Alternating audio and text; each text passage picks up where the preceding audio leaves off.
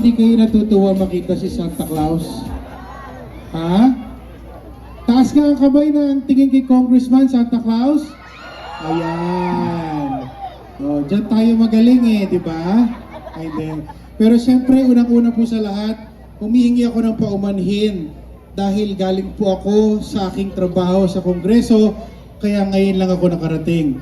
Pero siyempre, hindi ko pwedeng palagpasin ang pagkakataon na to para bumati sa aking mga kababayan ng Merry Christmas and Happy New Year. Baka pwede naman, total Pasko naman at magbabagong taon. Baka pwedeng kalabitin natin ang ating mga katabi. Batiin natin ng Merry Christmas and Happy New Year. Ayan.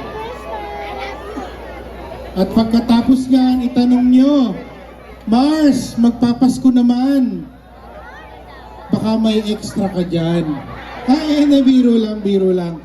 At nawa po, ang Pasko ay ipagdiwang natin ng may tunay na kahulugan ng Pasko. Ito po ang kapanganakan ng ating Panginoong Hesukristo.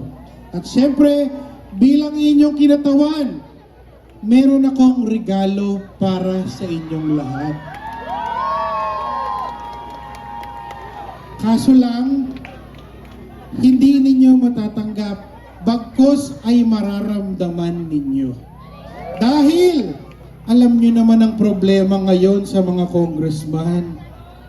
Puro flood control. Ako na po mismo ang pumunta kay Secretary Vince Dizon, yung bagong secretary ng DPWH.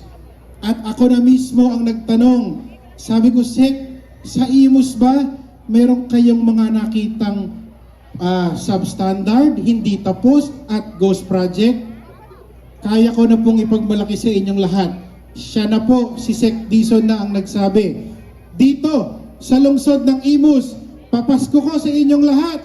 Wala po ditong substandard, walang hindi tapos, at walang ghost project sa lungsod ng Imus. Kaya sa bagong taon, nawa ay bahain kayong lahat ng biyaya. Hindi na ako magpapakahaba. Muli, Merry Christmas and Happy New Year sa ating lahat.